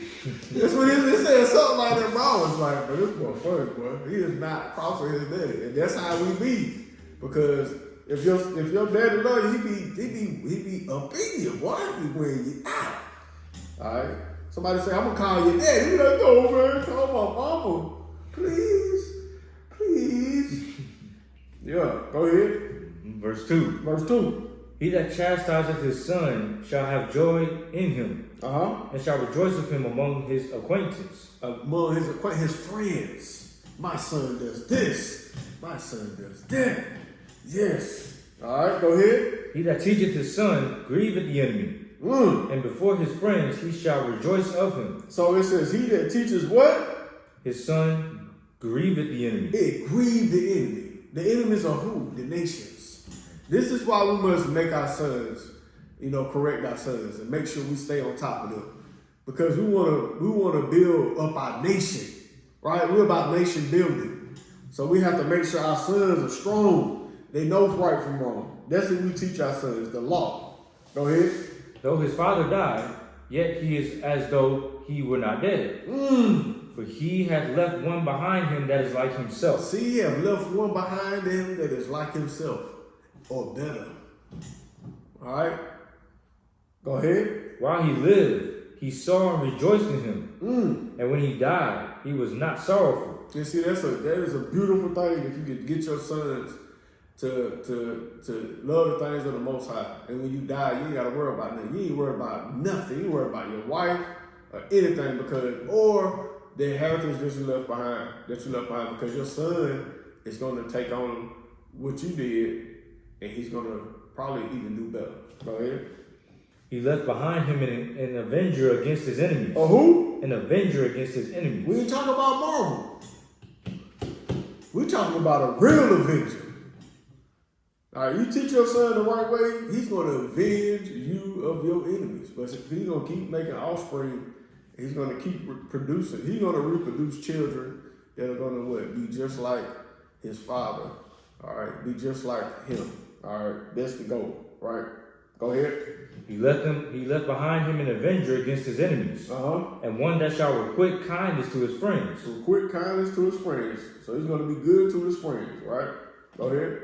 He that maketh too much of his son shall bind up his wounds. Say what now? He that maketh too much of his sons shall bind up his wounds. Go ahead. And his bowels will be troubled at every cry. All right, so you cannot make too much of your son. You can't uplift your son. You know, you have to make him. He has to have some humility. Just like when we was reading about the daughter, we can't play with our daughters like that. We can't really play with our sons and uplift them with everything. Like for instance, like your son playing a sport and they want to give a trophy to everybody. Man, he didn't get no trophy, he didn't do nothing. Like, bro, take that trophy back. Like, they tried to get Ava a trophy when she was playing. I'm like, she don't need no trophy. You know, it was something she didn't do nothing. Why should she get a reward? She don't need a reward. The teacher, I mean, I think when she was in Taekwondo, I was like, okay, that. Like, she ain't do good. Until I say she can get the next belt, she can't get it. It's like, oh, we like that. That's how Koreans are. Like, that's how this Bible tells us we supposed to be. Forget a Korean. You know, not, you know, hey, I don't dislike them, but we have a culture. This is our culture. All right, we can't just give nothing to our children. Go ahead. And we can't uplift them and have them haughty in mind. Go ahead. Verse 8. We need to be humble. And horse not broken becometh headstrong. Who? A horse not broken becometh headstrong. Go ahead. And a child left to himself will be willful. See, and a child left to himself shall be willful. That means they're gonna try you. So you gotta break them in. You know what I'm saying? You gotta let them know who the boss is, basically. Verse 9. Conquer thy child, and he shall make thee afraid. Play with him, and he will bring thee to heaviness. If you play with him, it shall bring. And I'm not saying not play with your children, but you know what we mean. You know what it means by playing with them. Like, hey, but don't play with me. That type of play. Don't. You know what I'm saying? Don't do that. You know. Don't. How can I say? You need to have some instruction for your children. Like, you have to have order for them. You know. If you don't have that order, then you really playing with them. All right. Like, it's like if you don't have structure for your child. Go ahead. Like my son, he was saying something. He was like, "All right, Daddy, sit. No, don't call me that. Yes. Oh, I'm sorry. Never again." Yep, that's a good example. Yep. And you saying that, I got beat out the frame for that. When I was little. I did. I got beat real bad. I kept calling my daddy James. And he beat me bad. I called him daddy after that. Yep. That's a story for another day. But I used to get beat, boy. Boy, like when I was 3, when I was 2, I could talk like this. So I had a mouth on me. And I was around women all the time. Man, I had a mouth. I mean, yeah. Had a mouth. Go ahead. Verse 10. Laugh not with him. Laugh not with him. Lest thou have sorrow with him. See, and that's what Sidney was saying. If he'd have laughed with his son, he would have kept saying, yeah, he would see your daddy. Sidney, yeah. He let me call him Sidney. Yeah, I can play with him. Yeah, nah. That's just like me. I was cutting my daddy hair. And I smacked him in the head, but he was about to kill me. He was about to kill me, boy. He wore a bald head. I was cutting it, and I hit him in the head like that. But he about flipped on me. I said, boy, dang, Daddy, I was just playing. Because I was just playing. I had to smack his head. It was so shiny. I got that, woo! But I see my younger brothers, they hit him in the head. He let them do that. I'm like, what the? You shouldn't be letting them do that. They playing too much, Daddy. You let me get away with hitting your head, man. You know what I'm saying? You let me get away with that. Touching your head, period. You know, like that's like sunning somebody. You know what I'm saying? Like, boy, what the, yeah. Like when I be saying that, I be about ready to, hey, boy, what you doing? Don't be doing that, boy. Don't be touching his head like that. Like, bro, you don't be touching no man's head. Especially your dad. You know what I'm saying? Yeah. But forgive me, hey, I hope I bring up this honor my father, but yeah, I don't like that. I be about ready to flip when they do that, when I'm at my dad's house. Now they'll do it that often. When they do it, I be like, bro, what you doing? Yeah, like that, what? Go ahead. But don't play with them now. Don't play with your children. Go ahead, especially your son, especially your daughter too. Go ahead. Laugh not with him. Go ahead. Lest thou have sorrow with him. And lest thou gnash thy teeth in the end. Yes, because you're going to create a monster. All right, go ahead. Give him no liberty in his youth. Give what? Give him no liberty in his youth. And wink not at his follies. See, and wink not at his follies. All this got to be corrected. All right, thus saith the Most High. All right, go ahead. Bow down his neck while he is young. Who? Bow down his neck while he is young. Go ahead. Same thing is said about who? The daughter. So it ain't no different from the daughter and the son. We got to make sure that they understand that we are the master. Just like it said earlier, how we supposed to deal with our fathers and our mothers. We supposed to deal with them and do usury or work as if they are the master, because they are. That's why that is the fifth commandment. Thou shalt love thy father and thy mother. You know, thou shalt honor thy father and thy mother. I would say mother, excuse me. Go ahead. Bow down his neck while he is young. Bow down his neck while he's young. And beat him on the sides while he is a child. Ooh, that booty. Go ahead. Lest he wax stubborn and be disobedient unto thee. Mm-hmm. And so bring sorrow to thine heart. But he will, and she will. Go ahead.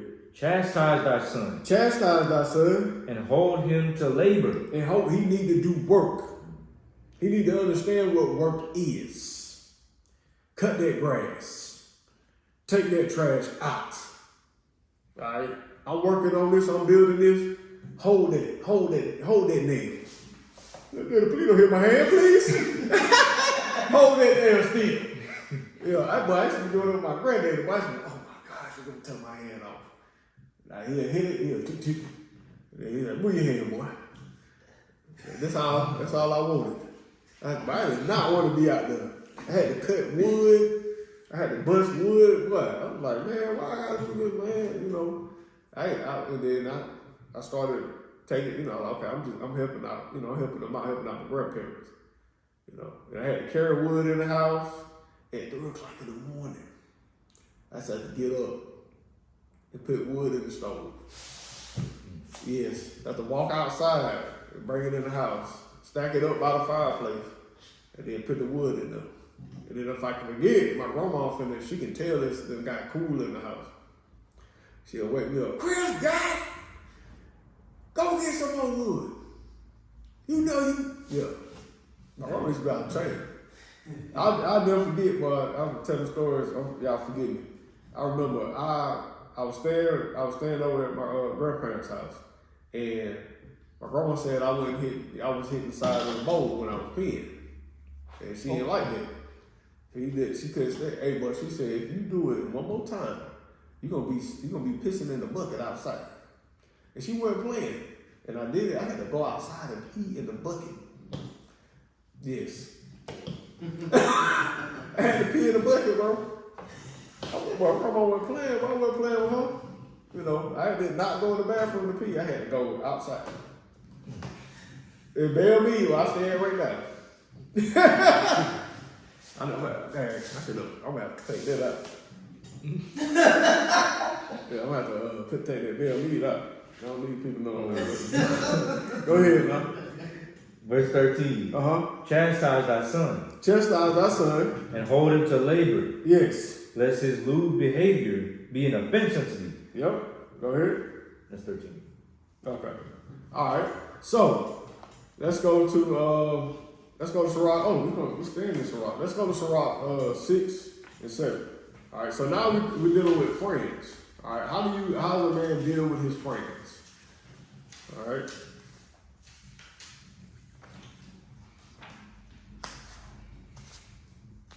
Sirach 6 and 7. Verse 7. Sirach chapter 6, verse 7. If thou wouldest get a friend. If what? If thou wouldest get a friend. This is going to tell you how you get a friend. Prove him first. You got to prove that friend first. And be not hasty to credit him.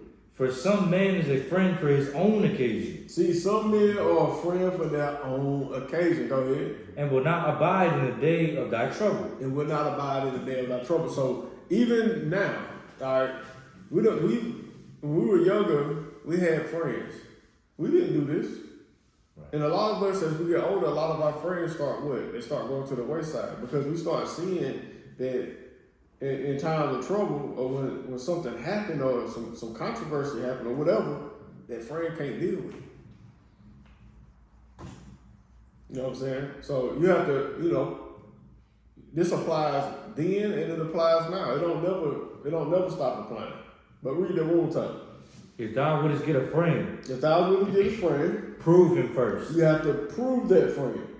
and be not hasty to credit him. Go ahead. You can't credit somebody right off the bat. And I try to tell my daughters that you don't know that person. That ain't your friend. Like, wait till something happen. If something happened and then, y'all help each other out, she help you, that's your friend. Go ahead. Verse 8. Go ahead. For some man is a friend for his own occasion, and will not abide in the day of thy trouble. That will not abide in the day of thy trouble. All right. Go to 14. Verse 14. Uh-huh. A faithful friend is a strong defense. Who? A faithful friend is a strong defense. Go ahead. And he that hath found such an one hath found a treasure. And see, when you find somebody that's a real good friend, you have found a treasure. That's better than treasure. Somebody that's going to help you and be faithful, through everything. Somebody that you can count on. All right. Somebody you ask, hey man, I need your help. Can you come pick me up? Yeah, I'll be there, man. I'll be there in a minute. And then they come. Or, just small stuff. Hey bro, I need $20, man. Like, I'm gonna pay you back. All right. Well, here go $20, and then that friend pay you back, right? All right. There's scriptures on that too, right? About loaning money. But go ahead. Verse 15. Nothing doth countervail a faithful friend. Nothing can counter a faithful friend. Go ahead. And his excellency is invaluable. See, and his excellency is invaluable. So a great friend has no value. All right, and we have to keep that in mind. We have somebody that's been proven. We got to make sure that we keep those people in our life. We can't just throw that person away. All right, especially in adversity, because you should be able to get through that if that person is invaluable, right? Who is 16? All right, go ahead. A faithful friend is the medicine of life. Is who? Is the medicine of life. Wow. And they that fear the Most High shall find him. See, and they that fear the Most High shall find him. All right, or her. Go ahead. Verse 17. Whoso feareth the Most High shall direct his friendship aright. See, if you fear the Most High, you'll direct your friendship in the right direction. You're not going to keep going backwards. You're going to go forward with that relationship. What can we do to be better, my brothers? What can we do? Oh, well, we can do this, man. Let's do this because this right here is going to make your family better and my family better. So now we're doing what? We're building partnerships. We're making defense together, which is money, right? We're trying to establish something, right? Go ahead. For as he is, so shall his neighbor be also. And see, that's the thing too. If you got a good friend, your friend wants you to be just as good as him. If you got somebody around you that don't want you to be, they always trying to knock you down, or they envious of what you have or whatever, and they don't want you to be just as good as them, or they don't want you to have the same good information or the same intellect they have, you don't need to be around that person. Because they use you. They use you. Period. That's not a good friend. All right. Let's go to Sirach 7 and 18. All right. Book of Sirach, chapter 7, verse 18. Uh-huh. Change not a friend for any good by no means. Say what now? Change not a friend for any good by no means. It says change not a friend, what? For any good by any means. There's nothing out there that can be compared to a good friend. All right, go ahead. Neither a faithful brother for the gold of Ophir. All right, if you got a faithful brother, like a blood brother, you cannot trade. Don't trade them in for anything. Don't trade a good friend. Don't trade a good brother, because it's hard to. Even when you have brothers, a lot of brothers don't get along with their brothers for some reason. That's real. All right, that's real. So a good friend and a brother is two in the same, pretty much. All right. Some of us we have brothers, but we have friends that treat us better than our brothers. All right. Go ahead. Hold on, let me see. Make sure. Go to 9 and 10. 9 and 10. Sirach 9, verse 10. Sirach chapter 9, verse 10. Mm-hmm. Forsake not an old friend, for the new is not comparable to him. Say what? Forsake not an old friend. Go ahead. For the new is not comparable to him. Go ahead. A new friend is as new wine. Go ahead. When it is old, thou shalt drink it with pleasure. See, and that's the thing. Like, you should never get rid of your old friends for somebody new, right? Be like, okay, I got a new friend now. I don't need that friend no more. What kind of crap is that? Especially if that friend is a good friend. You just don't get rid of that person because this new person come in and they got shiny toys and stuff. You don't know that person. Have you proved that person yet? No. You ain't proved that person. You just looking at what they got. Or they might talk well. Like, but people, I'm telling you, I've seen it in my life. I've seen it. All right? People do this. They do it all the time. That's why it's right here, you know. And me, personally, like if I was a new friend or somebody that had a good old friend and I seen that going on, I would tell them, hey bro, what about old buddy? Ain't that your boy right there? Oh yeah, man, you know, he cool, but you know what I'm saying? But you know what I'm saying? You know, like, nah. You need to, boy, you ain't a good friend. I don't need you around, but you gonna do me the same way. You gonna trade me off when after you don't have no use for me. Right? Alright? So let's go to let's go to Proverbs 18 and 24. So don't ever get rid of a good old friend. They're like fine wine. Alright? Proverbs 18 and 24. Alright, bro, go ahead. A man that hath friends must show himself friendly. And see, a man that have friends must show himself friendly. Go ahead. And there is a friend that sticketh closer than a brother. There is a friend that sticketh closer to a brother, like we read earlier. A good friend, you know, you shouldn't trade it for any good. A brother that is good, you shouldn't trade it for gold. Because a good brother, for some reason, it's hard to come by. Like, you have issues with your own blood for some reason. But if your brother is great, do not trade them for nothing. You need to stick by your brother through everything. All right, same thing with a friend. All right, go to Proverbs 27 and 17. These scriptures, man, they have value. And they teach us how to go throughout life. It make things real simple when you have, this is the guy right here. All right. So glad my dad told me to read this. First thing he told me, he said, when you read the Bible, you need to read Proverbs. Everything I was missing was right in here. All right. 27 and 17. Go ahead. Iron sharpeneth iron. Who? Iron sharpeneth iron. So iron sharpeneth iron. Go ahead. So a man sharpeneth the countenance of his friend. See? And that's the way it's supposed to be. We're supposed to deal with iron and iron. What, you can't, copper can't sharpen iron. Iron gonna cut through it. All right?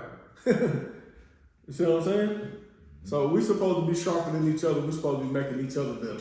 If you're not making me better, then what I need you around for, I'm gonna cut through you just like we just said earlier. Eventually, I'm gonna cut through you. And you're gonna be solid in half. Because you're not sharper than me.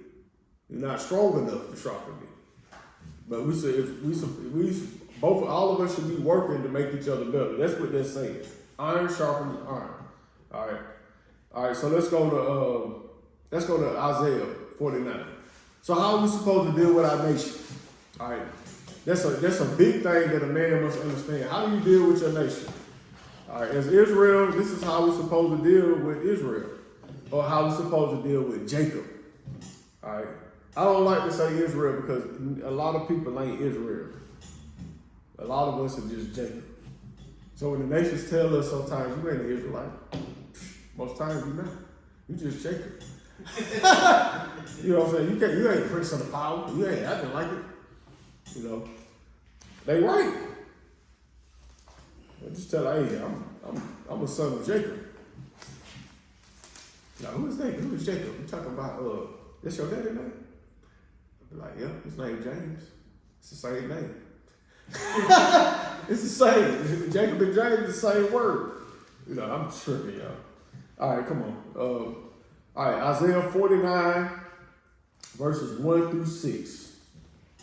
Listen, O isles, unto me, Mm-hmm. and hearken ye people from far. The Most High hath called me from the womb. From the bowels of my mother hath he made mention of my name. And he hath made my mouth like a sharp sword. See, he have made thy mouth like a sharp sword. Because Isaiah, when he would say something, people would get mad. I feel Isaiah's pain. For real. I can't say nothing without people getting pissed. Go ahead. The shadow of his hand hath hid me, and made me a polished shaft. In his quiver hath he hid me, and said unto me, Thou art my servant, O Israel, in whom I will be glorified. Go ahead. Then I said, I have labored in vain. I have spent my strength for naught, and in vain. Yet surely my judgment is with the Most High, and my work with my power. All right, so he's saying, look, I did all this work in my youth to try to do what? Lift my people. All right, we're supposed to do that. With our strength, in our days of strength, we're supposed to be trying to build up our nation. All right, okay. It starts with your family, then it goes out beyond the house. If you just taking care of your family, you ain't doing nothing. That's like hiding your talent and digging it. You got one talent, you dug it in the ground. You know what Yeshua said. Hey, take your talent and give it to the one that had 10.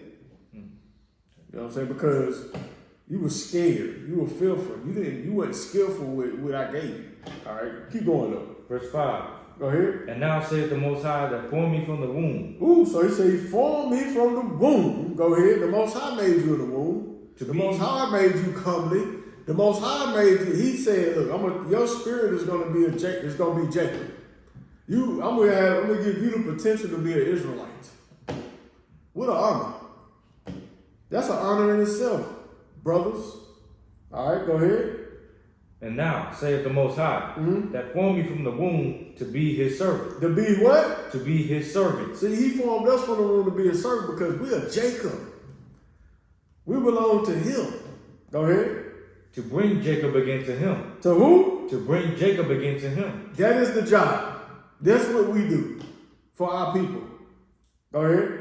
Though Israel be not gathered, Uh-huh. yet shall I be glorious in the eyes of the Most High, and my power shall be my strength. See? All right. All right, let's go. What verses? Go ahead. Verse 6. Uh-huh. And he said, It is a light thing that thou shouldest be my servant, to raise up the tribes of Jacob. He said, it is a light thing. It's a light. That's small. You doing him a favor. You can't do the Most High a favor. You got a problem. That's a problem between you and the Most High. Brothers out there that don't want to, that just want to say they Jacob or they Israel and don't want to do anything. Right, go ahead. And he said, It is a light thing that thou shouldest be my servant, to raise up the tribes of Jacob, and to restore the preserved of Israel. Go ahead. I will also give thee for a light to the Gentiles. See, he said, I will also give you to a light to the Gentiles. So the Gentiles will what? We'll be helping them too. All right? The Gentiles will see what we're doing, and they'll what? And they'll come along with us and help us out. Right? Go ahead. That thou mayest be my salvation unto the end of the earth. See, and that's what the mission is. We're supposed to be the salvation between, throughout the whole earth. All right, we're supposed to lift up the whole earth, not just Israel. If we lift up our nation, then we can lift up what? Everybody else. That's the mission. All right, that is the mission, to be saviors. All right, go to Isaiah 58:1. All right, with that being said, we must do this. We got to do this. We can't forget this now. They don't want us to be like this. Go ahead and read it. Isaiah 58:1. Uh-huh. Cry aloud. Cry aloud. Spare not. Go ahead. Lift up thy voice like a trumpet. See, men talk loud. Not like this. We are not sensitive. All right? We're not sensitive. All right? I eat a lot of cakes and cookies, but I don't have sugar in my cake. All right? Go ahead. Cry aloud. Cry aloud. Spare not. Uh-huh. Lift up thy voice like a trumpet, and show my people their transgressions. See, and that's what we're supposed to do. We're supposed to do this. All right. Go to Isaiah 1:17. We tearing Isaiah up. Woo! Isaiah.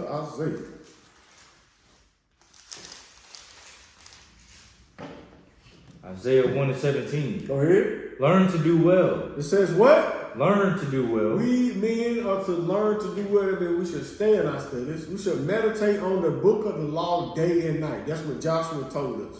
Joshua took our people in, and he ruled over them. He was a judge, the first one. All right, go ahead. Seek judgment. Seek judgment. Relieve the oppressed. It said what? Seek judgment. That means seek justice. Always seek righteousness. Don't ever be okay with gray areas. It's either wrong or it's right. Go ahead. Seek judgment. Seek judgment. Relieve the oppressed. Who? Relieve the oppressed. Help the oppressed. Help your people. All right? Help other people too, excuse me. Judge the fatherless. Judge the fatherless. So we supposed to judge all children. Go ahead. Plead for the widow. Plead for the widow. We need to help the widow. If you know a woman that's by herself, you should be checking on that woman. All right? But if we're not checking on her, then what? She's gonna fall victim to the woes of this society. All right, we just put it. I'll put a broad statement out there to this society. All right, go to Tobit 4. Tobit 4.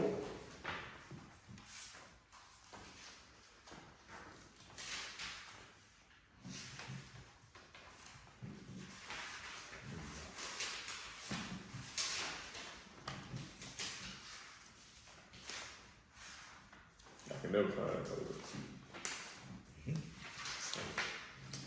Right up to section interest. Okay. Yeah. Tobit 4 and 12. Tobit. Now check this out. All right, check this out. Go ahead. Tobit chapter 4 verse 12. Uh-huh. Beware of all whoredom, my son. Beware of what? All whoredom, my son. Beware of all whoredom. All right? Whoremongering and all type of whoredom. We're going to read about some other whoredom here. Go ahead. And chiefly take a wife of the seed of thy fathers. All right, so he said, beware of whoredom and chiefly take what? A wife of thy father seed. So if you are not with, all right, if you're already with a stranger, all right, or a Gentile, you know, hey, that's what you did. But brothers that are hearing this and they're not a spouse or joined to a Gentile, bro, you can't do this because you get an understanding now why we're saying this. If you take a Gentile and you marry a Gentile, you're dealing with whoredom. Or if you're sleeping with a period, you're dealing with whoredom. All right. And if you're doing our women that way and you just out there having a good time, you're dealing with whoredom. But if you marry one that's whoredom, especially now that you have the understanding. Read that one more time, bro. Beware of all whoredom, my son. Uh-huh. And chiefly take a wife of the seed of thy fathers. Mm-hmm. And take not a strange woman to wife. Don't take a strange woman to wife. Which is not of thy father's tribe. That is not of thy father's tribe. Even it went down to tribe. You're supposed to stay in your tribe.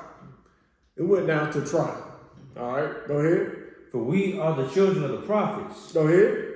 Noe, Abraham, Isaac, and Jacob. That's right.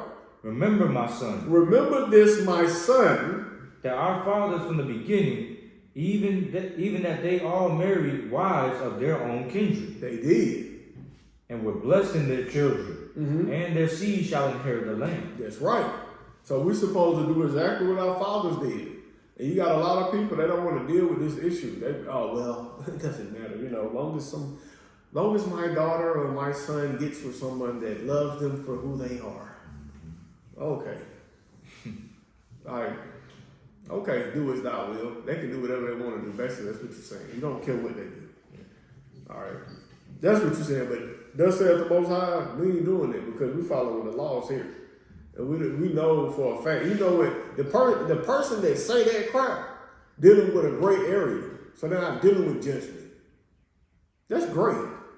Because that's not an answer. That's more like a statement. Go ahead. That's verse 12. Verse 13. 13. Mm-hmm. Now therefore, my son. Therefore, my son. Love thy brethren. Love thy brother. Love your people.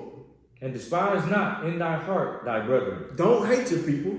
Check it out. The sons and daughters of thy people, in not taking a wife of them. See, if you take somebody from another nation, you hate your own people. This is right here in the scriptures.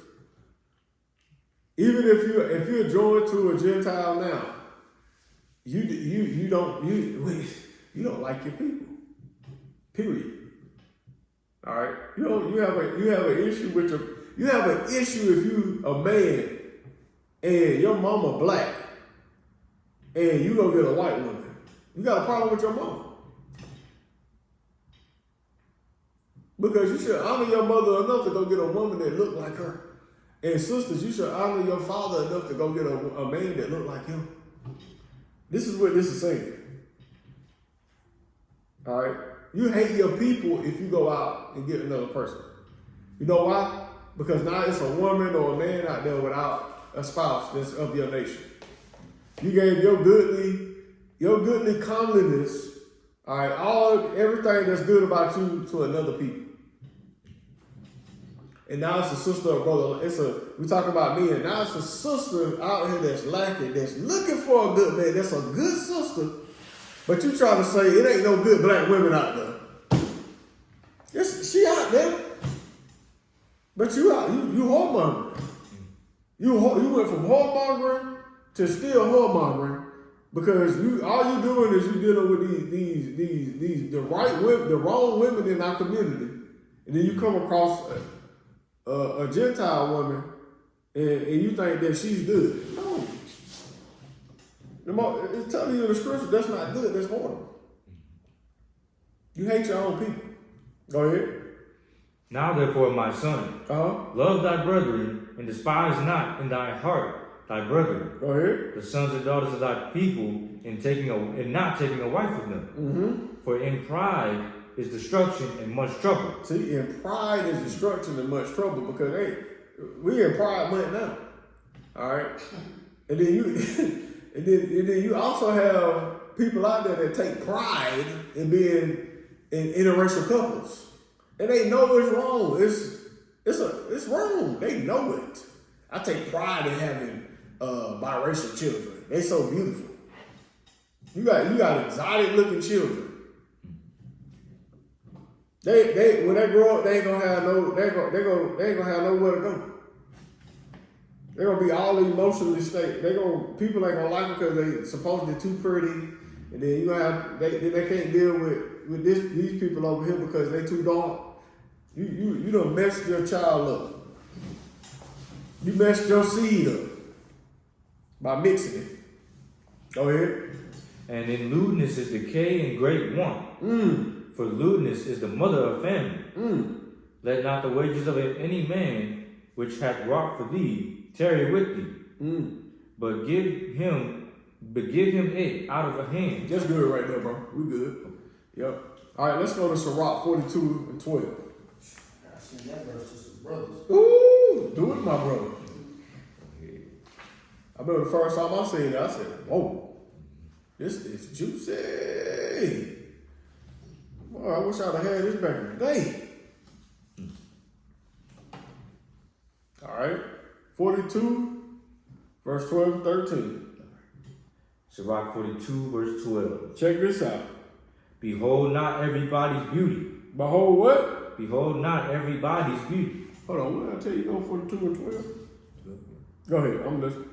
And sit not in the midst of women. See, behold not everyone's beauty, and sit not in the midst of women. All right, go ahead. For from garments cometh a moth, and from women wickedness. See, and from women wickedness. So we ain't supposed to sit in a multitude of women. All right, because them women gonna make you do stuff you shouldn't do. They gonna play you. They're gonna play you.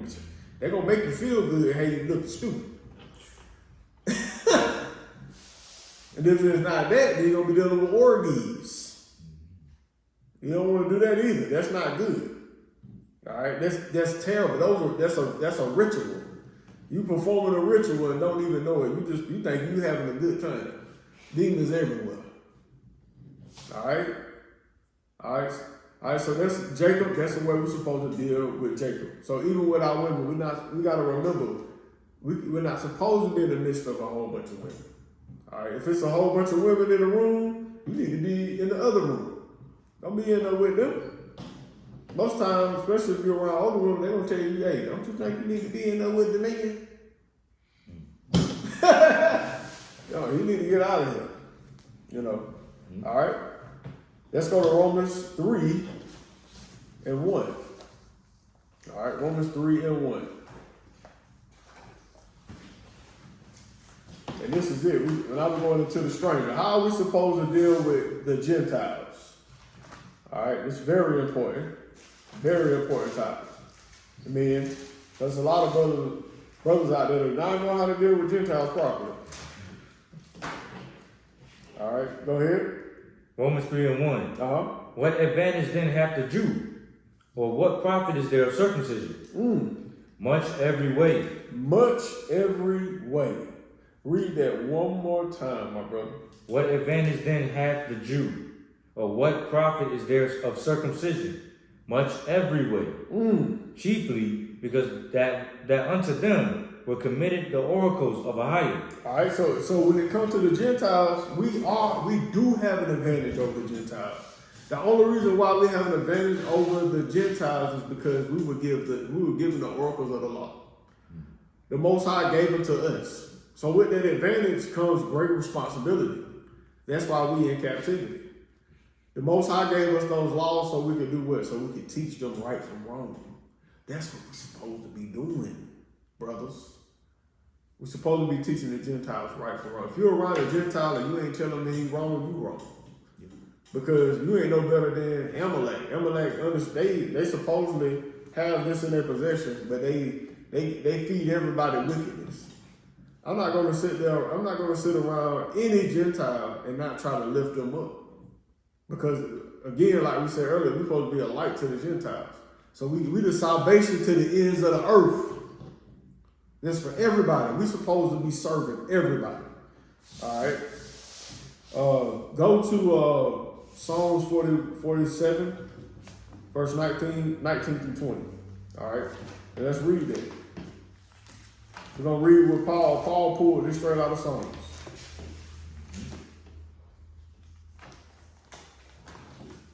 Book of Psalms, chapter 147, verse 19. Go ahead, my brother. He showed his word unto Jacob. He showed what? He showed his word unto Jacob. Go ahead. His statutes and his judgments unto Israel. Yes, he did. He hath not dealt so with any nation. That's what gives us an advantage. Go ahead. And as for his judgments, they have not known them. They have not known them, so it's up to us to teach them that.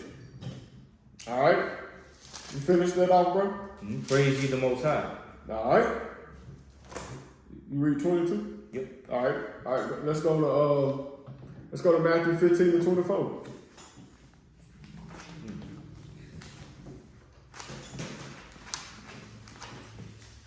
Yeah, we getting to it now. We flip it.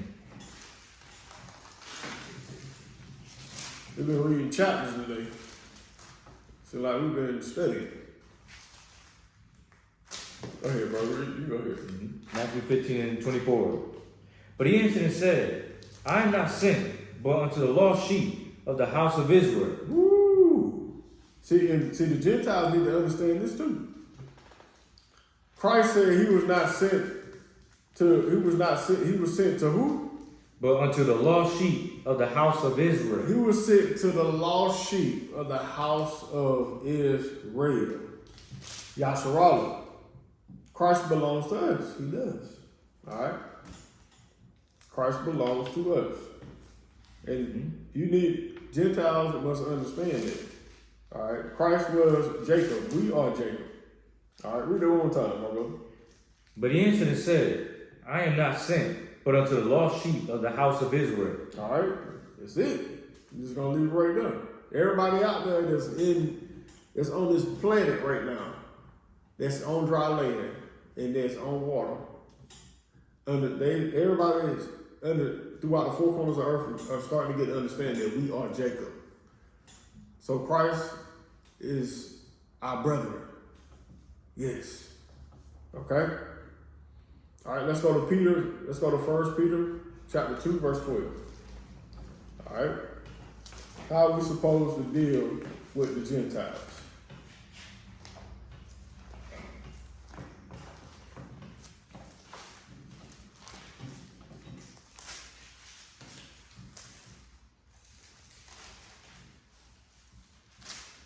All right. The book of 1 Peter chapter 2, verse 12. Mm-hmm. Having your conversation honest among the Gentiles. See, we're supposed to have our conversation honest amongst the Gentiles. Mm-hmm.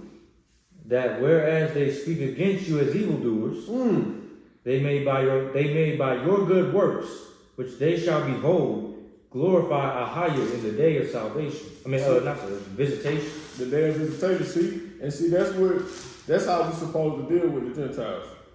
Our conversation should be honest with them all the time. We shouldn't even be talking about nothing else. So they won't have nothing bad to say about us. And they hate that thing. All right, they hate it, but they will tell you that it says, Peter tell you, they're going to speak bad of you. But when they do, it's going to be of good works. Bro, I don't like him because he doesn't celebrate such and such. That's a reason not to like somebody. Right. But the Most High is being glorified on their tongue. Because people hearing that, they're like, man, they go see why Sydney or Michael or Chris, why they don't deal with it. Let me go and ask them. And sometimes we be lured at it, like, well, they're trying to get too much information. But they probably want to know why. Like, why he ain't doing it and I'm doing it. So they actually bring more light to the subject. All right? Bring light to the day of visitation. All right? And then glorify the Most High. All right, let's go to Matthew 5 and 13. Almost there, y'all.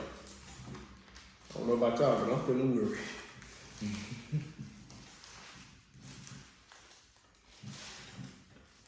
Matthew. But the work must be done.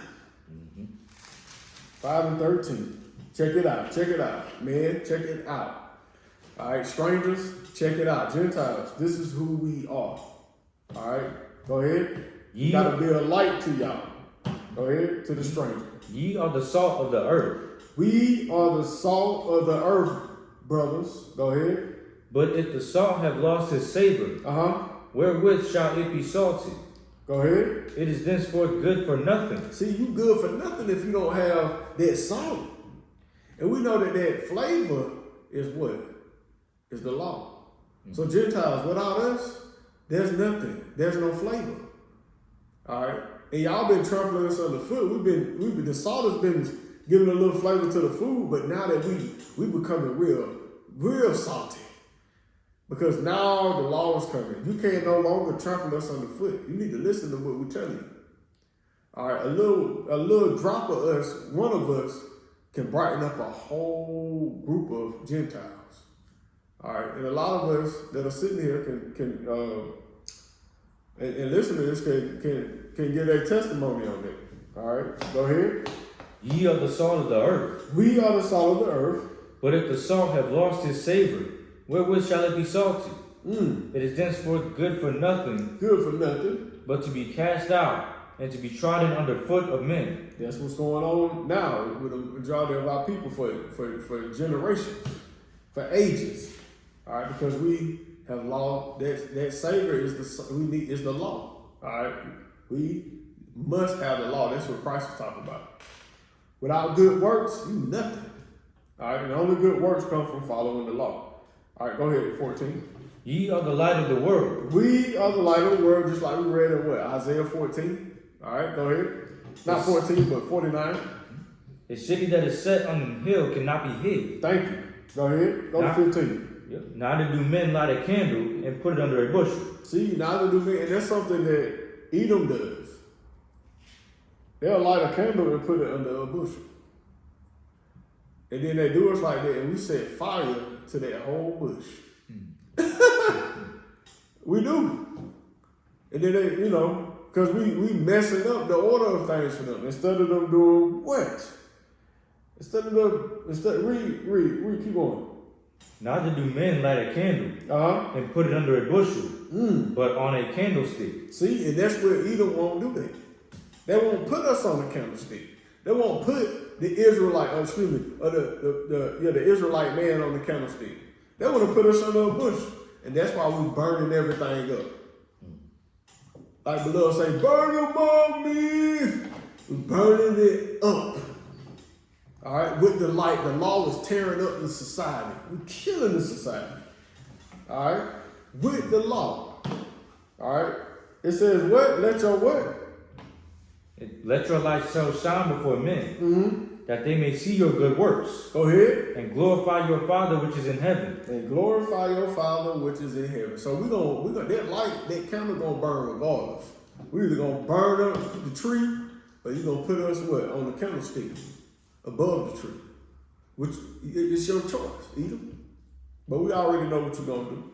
All right, we're not speaking for all Edom, but just y'all know what we're talking about. All right, so let's go to Deuteronomy 10 and 17. All right, we're gonna read 22, and this is it, y'all. This is it. Deuteronomy 10, 17, 22. The book of Deuteronomy, chapter 10, verse 17. For the Most High, your power is power of powers. He's who? Power of powers. He's the power of powers. Go ahead. Lord of lords. Lord of lords. A great power. A great power. A mighty and terrible. Which regardeth not persons, nor taketh reward. Read that again, bro. For the Most High, your power is power of powers. And Lord of lords. A great power. A mighty and a terrible, which regardeth not persons, nor taketh reward. So you regardeth not persons, nor take a reward. So we have to understand that even the Gentiles, all right, they have what? If they doing right, he's gonna regard them. Now, when I say regard them, he's gonna favor them. All right. He doeth execute the judgment of the fatherless. See, execute the judgment of the fatherless. And widow. And the widow. And loveth the stranger. And he loved the stranger. Like, this, brothers ain't reading this on the comments. They ain't reading this. If they did, we would be vilified right now. They would have to find something else. Like Elder Recall did a lesson on who is an Israelite. With the brother, recall saying, is it Wednesday? I watched it. He's right. These brothers are not Israelites. They Jacob. They are prideful, got their chest puffed up. He showed the brothers out there with weapons. What you got weapons for? What are you doing? You can have a concealed weapon, but why you out there with AR-15s? What are you doing? You asking for trouble. You got to be a CIA operative. Everybody always talking about people are ops or CIA. They got to be. Sakari. Got to be. Yeah. That was stupid. That was stupid. Go ahead, bro. And loveth the stranger. And giving him food and raiment. And he give him food and raiment, just like he give it to us. Go ahead. Love ye therefore the stranger. Who? Love ye therefore the stranger. Love the stranger. Love means respect. All right? Love means respect. Keep the law, statutes, and commandments when it comes to the stranger. Don't steal from the stranger. Don't say you're going to commit adultery or take that man's wife or whatever concerning the law. We're supposed to what? We're supposed to love them. Go ahead. For ye were strangers in the land of Egypt. We were strangers in the land of Egypt. Go ahead. Verse 20. Thou shalt fear the Most High thy power. Him shalt thou serve. See, the Most High telling you, I'm going to, look here. I just told you this. You're going to fear me. You're going to do what I say. Can you brothers understand that? that's out there talking bad about the Gentiles like that. Like this is the law. And a lot of you guys cleave to the Old Testament. And it's telling you right here. Is this talking about, this is not talking about an estranged or Israelite that's done went off.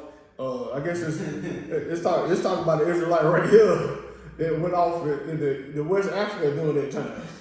Before we did. I don't know, or in America. I don't think there were no Israelites in America or in Greece at the time. When all the Israelites were in one location, they were in the wilderness. Bro, you see how these brothers be tripping, right? This is the law. How can you twist this? This is crazy. Go ahead, bro. Love ye therefore the stranger. For you were strangers in the land of Egypt. Thou shalt fear the Most High thy power. Him shalt thou serve. Yep. And to him shalt thou cleave, and swear by his name. And swear by his name. Go ahead. He is thy praise. He is thy praise. And he is thy power. Go ahead. That hath done for thee these great and terrible things, which thine eyes have seen. And we didn't see them, but we read about it. And there's stories, and it's in the records of other nations that this stuff happened. The Most High brought plagues on Egypt, and he freed us and made us into a nation. All right, keep going. Verse 22. Thy fathers went down into Egypt with 70 persons. See, he's letting you know what happened. Jacob went in with 70. We went into Egypt 70. Go ahead. And now the Most High thy power hath made thee as the stars of heaven for multitude. See, and that's what we are now. All right, the Most High talk. He said then, and he talking about now. We are like the stars of heaven for a multitude. Brothers and sisters, I appreciate you. If you're watching this video, appreciate the brothers that's here. Hope y'all enjoyed the lesson. We're gonna say shalom, and we'll see y'all next time. All right, y'all. Let's pray very quick. Always miss Lord when we pray. And he ain't here. All right, y'all ready? Our Father, who art in heaven, hallowed be thy name. Thy kingdom come. Thy will be done. On earth as it is in heaven. Give us this day our daily bread, and forgive us of our debts, as we forgive our debtors. Lead us not into temptation, but deliver us from evil. Thine is the glory, the power, the kingdom, forever. Amen. All right, bro. That's what we got.